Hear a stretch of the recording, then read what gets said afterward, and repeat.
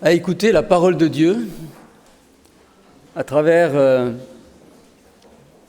quelques textes qui nous sont proposés pour ce dimanche. Et nous lirons un premier texte dans le livre du prophète Néhémie, au chapitre 8, les 3 premiers versets. Néhémia uterort kelur, arachin hamaren, minchef uterort yirort amarner bidigartank.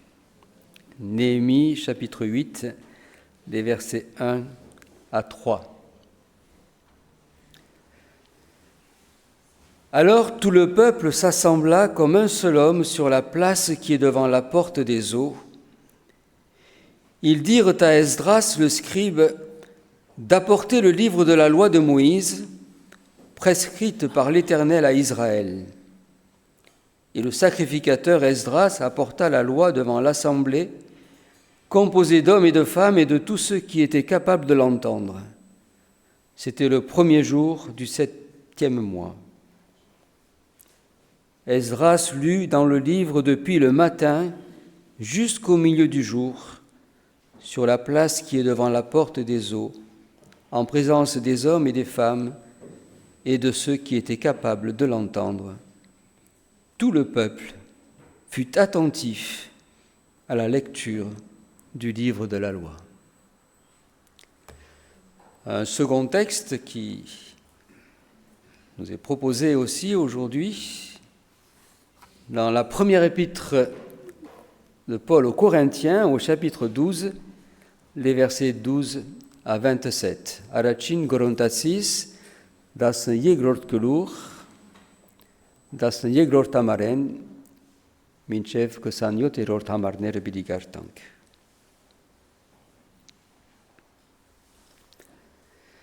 Car comme le corps est un et a plusieurs membres, et comme tous les membres du corps, malgré leur nombre, ne forment qu'un seul corps, ainsi en est-il de Christ. Nous avons tous, en effet, été baptisés dans un seul esprit pour former un seul corps, soit juif, soit grec, soit esclave, soit libre, et nous avons tous été abreuvés d'un seul esprit. Ainsi, le corps n'est pas un seul membre, mais il est formé de plusieurs membres. Si le pied disait « parce que je ne suis pas une main, je ne suis pas du corps », ne serait-il pas du corps pour cela ? Et si l'oreille disait « parce que je ne suis pas un œil, je ne suis pas du corps », ne serait-elle pas du corps pour cela ? Si tout le corps était œil, où serait l'ouïe ? Et si tout ouïe, où serait l'odorat ? Maintenant, Dieu a placé chacun des membres dans le corps comme il l'a voulu. Si tous étaient un seul membre, où serait le corps ? Maintenant donc, il y a plusieurs membres et un seul corps. L'œil ne peut pas dire à la main « je n'ai pas besoin de toi », ni la tête dire aux pieds « je n'ai pas besoin de vous », mais bien plutôt, les membres du corps qui paraissent les plus faibles sont nécessaires, et ceux que nous estimons être les moins honorables du corps, nous les entourons d'un plus grand honneur. Ainsi, nos membres les moins honnêtes reçoivent le plus d'honneur, tandis que ceux qui sont honnêtes n'en ont pas besoin. Dieu a disposé le corps de manière à donner plus d'honneur à ceux qui en manquaient, afin qu'il n'y ait pas de division dans le corps, mais que les membres aient également soin les uns des autres. Et si un membre souffre, tous les membres souffrent avec lui, et si un membre est honoré, tous les membres se réjouissent avec lui. Vous êtes le corps de Christ. Et vous êtes ses membres, chacun pour sa part. Et un dernier texte qui se trouve dans l'Évangile de Luc, au chapitre 4, les versets 16 à 21. Rugasu avedaran, chorort kelur, das nevetserort hamaren, minchev kesanemegerort hamarneren.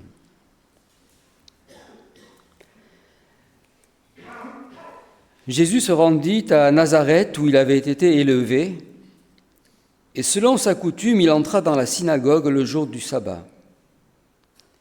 Il se leva pour faire la lecture et on lui remit le livre du prophète Ésaïe.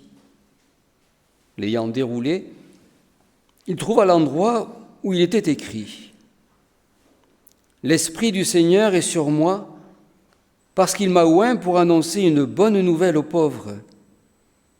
Il m'a envoyé pour guérir ceux qui ont le cœur brisé, pour proclamer aux captifs la délivrance et aux aveugles le recouvrement de la vue, pour renvoyer libres les opprimés, pour publier une année de grâce du Seigneur.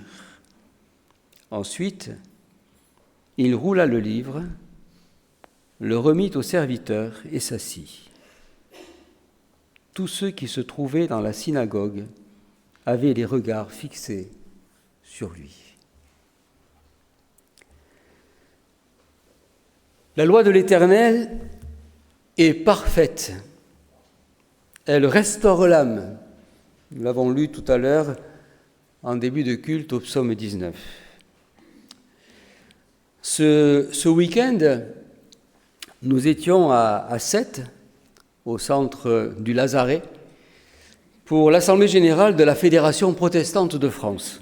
Nous étions environ 200 pasteurs et délégués à participer à cette rencontre qui se poursuit encore aujourd'hui sur le thème de la confiance. La matinée d'hier était consacrée à l'analyse d'un sondage d'opinion Ipsos sur les protestants de France.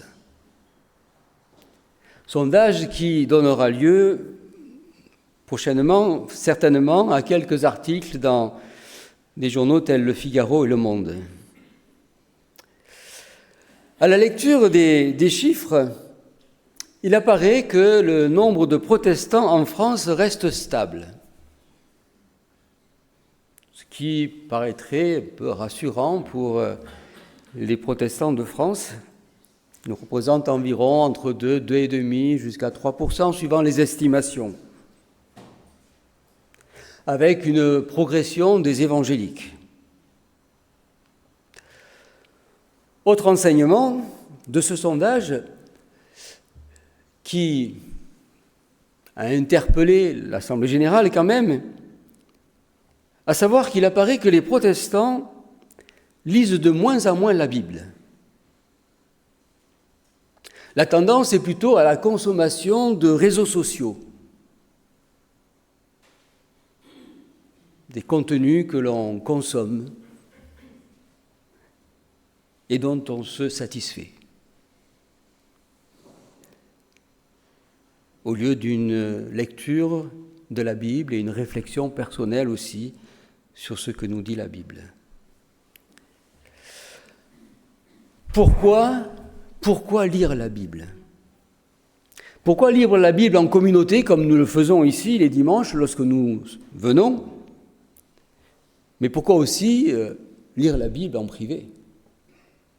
Qu'est-ce qu'elle peut m'apporter et pourquoi est-ce si important d'accorder la primauté dans nos réflexions à une lecture personnelle de la parole de Dieu ? C'est sur ce thème que je vous invite à méditer à travers les 3 textes que nous avons lus ce matin. Tout d'abord, le premier de Néhémie. En ce jour-là, le prêtre Esdras apporta le livre de la loi. C'est un fait historique qu'au retour de l'exil, le peuple d'Israël, qui avait mis depuis longtemps de côté la parole de Dieu, après avoir retourné de l'exil, reconstruit le temple, reconstruit les murailles de la ville, se sont mis aussi à l'écoute de la parole de Dieu. Ils ont demandé à Esdras d'apporter le livre et de lire ce livre et de leur dire ce que Dieu veut, ce que Dieu souhaite, ce que Dieu veut leur dire. Et c'est là que le peuple va découvrir tout à nouveau la parole de Dieu. Et cela va être une révolution pour le peuple. Pourquoi ? Tout simplement parce que la parole de Dieu n'est pas n'importe quelle parole. Elle est une parole vivante. Et le psaume 19 que nous avons lu tout à l'heure nous dit que la loi de l'Éternel, elle est parfaite, mais aussi elle restaure l'âme, elle redonne la vie, Elle rend sage l'ignorant. Elle réjouit le cœur de celui qui l'entend. Et elle clarifie le regard, elle éclaire le regard sur la route et sur le chemin. Et ceci, on le voit pour toutes les générations. Esdras fera cette lecture en présence de tous, des hommes, des femmes et de tous les enfants en âge de comprendre. Et on voit ici avec quel respect le peuple va se mettre debout pour écouter attentivement ce qu'Esdras va lire. Et le résultat ne se fera pas attendre. Un réveil profond, spirituel, durable, une nouvelle ère de bénédiction pour le peuple en entier. Et c'est finalement quelque chose que l'on constate tout au long de l'histoire de l'Église. Tout au long de ces 21e siècles d'histoire de l'Église, l'on constate que, à différentes époques, à différentes périodes de l'histoire, l'Église a connu de véritables changements, de véritables réveils qui ont atteint la société entière. À chaque fois, lorsque l'on étudie cela, c'est à partir d'une lecture attentive de la Bible que cela se passe. La loi de l'Éternel, elle est parfaite, elle redonne vie. À nous d'avoir soif de cette parole et d'y prêter toute notre attention chaque fois que nous l'ouvrons. À nous de l'ouvrir avec cette soif et ce désir de rencontre avec Dieu, de dialogue avec Dieu, qui va pouvoir changer ma vie, qui va pouvoir éclairer ma vie, qui va pouvoir peut-être me redonner confiance dans la vie. Le second texte qui rejoint aussi cette pensée, le texte de l'Épître aux Corinthiens. Ce texte de l'Épître aux Corinthiens, nous le connaissons tous, nous en avons certainement beaucoup entendu parler, et puis bien souvent quand on parle de ce texte-là, on en parle surtout pour dire que l'Église est un corps et que nous sommes des différents membres, et puis voilà, il faut bien être ensemble. Mais il me semble qu'à une lecture plus attentive, il y a beaucoup plus que cela dans ce texte. Vous êtes le corps du Christ. Tout d'abord, il est vrai que cela veut dire qu'on n'est pas chrétien tout seul, on est chrétien ensemble, mais vous êtes le corps du Christ. Le corps de celui qui a donné sa vie pour nous, le corps de celui qu'on a honoré par la louange et l'adoration. Vous êtes son corps à lui, c'est-à-dire que vous n'êtes pas n'importe quel corps. C'est-à-dire que l'Église n'est pas un corps comme il peut en exister à l'extérieur de l'Église, dans la société, des communautés, avec des membres. Il en existe des centaines, ou même des sociétés, avec des membres. L'Église n'est pas seulement une communauté, n'est pas seulement une société, n'est pas seulement un collectif de gens qui s'aiment bien ou pas, ça dépend, mais un collectif, voilà.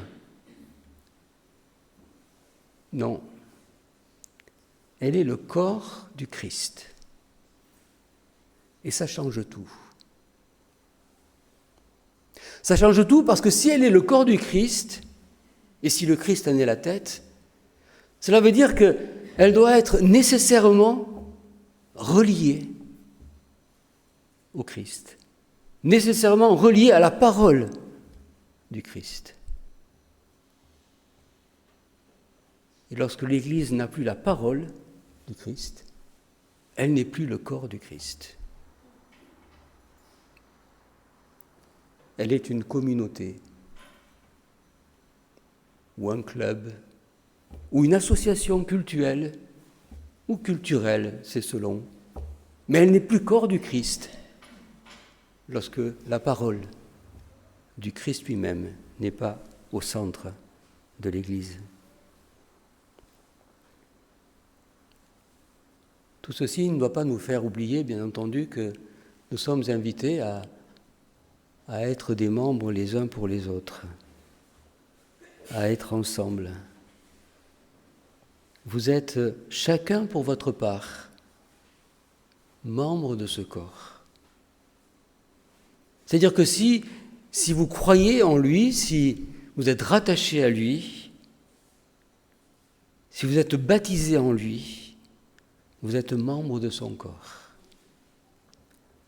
appelé à vivre de son amour, de sa parole et de son esprit, mais aussi appelé à aimer, respecter, honorer, considérer chaque membre comme une partie de nous-mêmes, appelé à composer avec les autres, plutôt que de nous exclure et ainsi mutiler le corps du Christ. Nous sommes toujours invités à rechercher l'harmonie, la cohérence, l'unité, en acceptant la diversité, la différence de fonctions et d'idées et d'opinions et d'actions, de services, d'utilité, comme les membres de notre corps. C'est une évidence, ce que nous dit l'apôtre Paul dans sa métaphore, c'est une évidence. Nos mains ne ressemblent pas à nos pieds et n'ont pas la même fonction, à moins de marcher sur les mains et de manger avec les pieds. Je ne sais pas si vous avez essayé, mais ça ne marche pas, ça ne fonctionne pas, n'est-ce pas? C'est une évidence, et pourtant.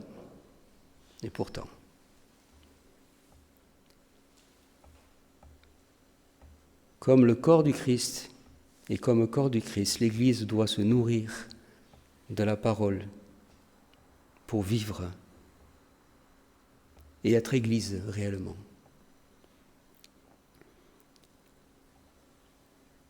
Et nous devons chacun nous interroger sur la place de la parole dans nos vies. Le troisième texte rejoint aussi cette même pensée. Jésus lui-même, Jésus,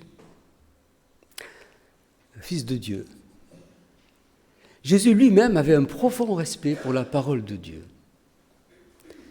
Il rentre dans une synagogue et qu'est-ce qu'il fait? Il ne va pas commencer par parler, à dire qui il est ou à se montrer. Il va demander qu'on lui porte la parole. Il va commencer par lire la parole.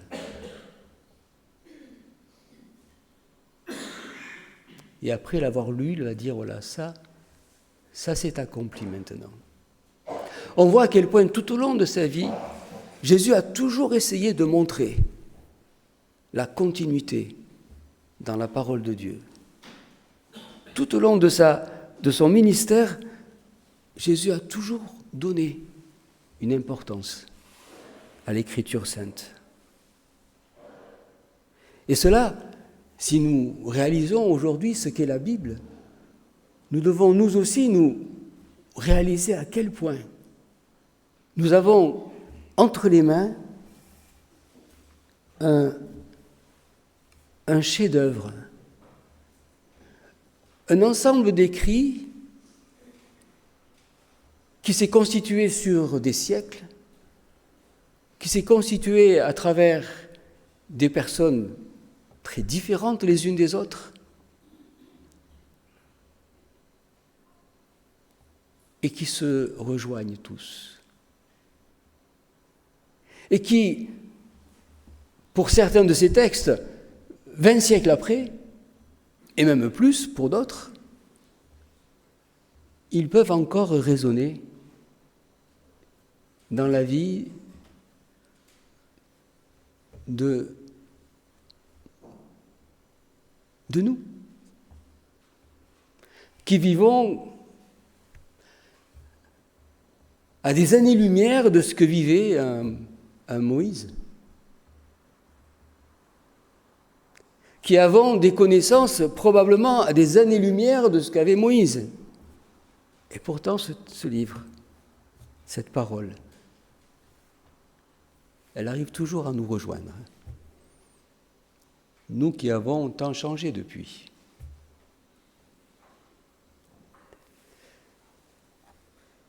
C'est avec confiance que nous devons réellement donner, redonner sans cesse sa place à la parole de Dieu dans nos vies. Parce que Jésus lui-même a donné de la place et sa place à cette parole dans sa vie et dans son ministère. Alors, s'il est vrai que le sondage Ipsos peut nous paraître un petit peu inquiétant, si les protestants lisent de moins en moins la Bible, c'est une inquiétude. Peut-être que si l'on faisait un sondage parmi nous, j'espère que le sondage parmi nous ne ressemblerait pas au sondage Ipsos. Je l'espère en tout cas. Ayons toujours soif de cette parole et réellement bénissons Dieu pour cette parole qu'il nous a donnée. Et que nous soyons toujours conscients de ce que nous sommes en Christ. Nous sommes le corps du Christ, pas n'importe quel corps, pas n'importe quelle communauté, pas n'importe quel collectif. Et nous sommes appelés à réellement vivre et témoigner du Christ dans ce monde. Elle est digne de confiance, cette parole, et c'est elle qui peut redonner confiance aussi à chacun d'entre nous. Que Dieu bénisse sa parole. Amen. Je poursuivrai en langue arménienne sur ce même thème et je vais relire quelques versets dans le psaume 19 qui nous parle de cette parole. Բիդիշարունագենք հայերենով եւ պիտի կարդանք 19-րդ Սաղմոսը 7-րդ եւ 8-րդ համարները պիտի կարդանք.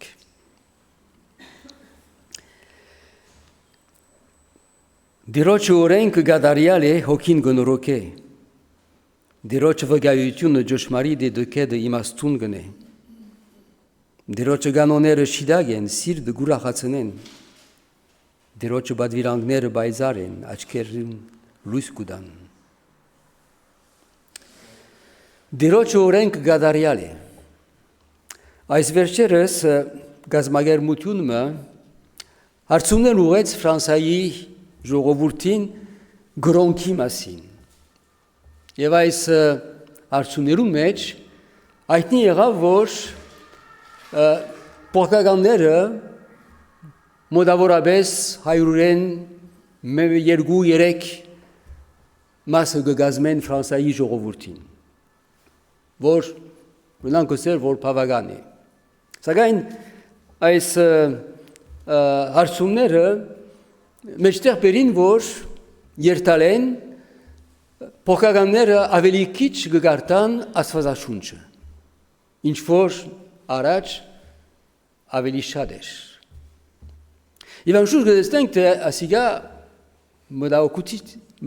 մտահոգիչ է, որովհետև գիտենք, թե որչափ Աստվածաշունչը կարևոր է հավատացյալին համար։ Ինչու համար կարևոր է, որ մենք գարտանք Աստվածաշունչը։ Մենք անձամբ եւ մտածենք անոր մասին։ Միայն lăsorner cel miain, panel lăsorner cel miain, menk mezi gartank je mădazenk. Astăzi o het, vor să faci hosi mezi. Vor vedev găsete de roce orencă, hokin gonoroche. Assim te uzes vor hokit norokvi, ar astăzi o hoscă. Je garta. Hokit bid norokvi. Găsesc că de câte imastungăne. Vorcea șadancam imastuceam bet cu ciununink. Este că pândres imastuciun cu helkit meci mi pândreș, ciga. Pândre asuzo hoskin meci, onga imastuciun. Voci cu helkit meci. Naiev asuzo hoscă asfazașunță că se sir de gura hațăne. Ce-mi chideș? Urcă pândrenc urahuciună. Sir de gura hațăne. Urahuciun guzes că naiev garta. Urahuciun bidicătnes. Ai skirkin meci. Asoramar garevor gartank asuzo hoscă. E grortă, garevore gartal vorovedev să nu-t mâne e gereții nev antamnerun. E vos borosalacal e vor găsit avalațial nerun găsit tuc Cristosin marminec e uracanciură masc gazme anor marmini. Asin că pasate vor menc iper avalațial Cristosin marmin. Nenc. E ais marmină antamneruni antamner șat dar perenir arme să gain polor antamneră gabvazen nuin marminin vori Cristosi marmină vorin că căluhăne vor gândeșanaghete ais polor antamneră gărnan abril asuzo hoskov Cristosi hoskerov Șadancam ais badgheră garnenc pasadre lute e gerețin meci betkevor miști hiraruet lav betkevor langa dank panergăseng miști pas gumornan garevoră vor Cristosi marminne vor te miai marminmă vor gândeșanachete marminmăne antamnernen vor betke ambaiman harken Cristosi hoscă Cristosă. Este voci marmin mene miain. Voște Cristosi marmină. E vierort garevore asfazașunță gartal vorovedev gădestenc asfazașuncin meci avederanin meci gădestenc vor Iisus inc ansamp garevoruciun dăvav asuzu hoskin. Ur vor gămătneș da jarnerun meci, gar să nach vor pereniren kirke. Ev gartar kirke je vietke, găpas adreș. Urem ete Iisus, gar evoluciun de vav, hoskin, vor ceap menc, bet kuning, gar evoluciun da la is hoskin. Uremen, ete martica isos, avelikic, găgartan, asuzo hoscă, as fazda vormenc ala velișat gartanc ais hoscă jev sănunt arnenc mastuciun arnenc urahuciun arnenc jena jev uruciun mergiankerun amar derortne il hoscă amen. Imal rutiam meci mădanc jev mădazenc ais masin jev trebes Voroșumner arnenc aveli derdal asadașuncin merian kerun meci. Je t'invite à rester un instant dans le recueillement et peut-être que pendant ce temps, c'est peut-être le moment pour nous aussi, peut-être de prendre un engagement, de donner peut-être davantage de place à cette parole dans nos vies.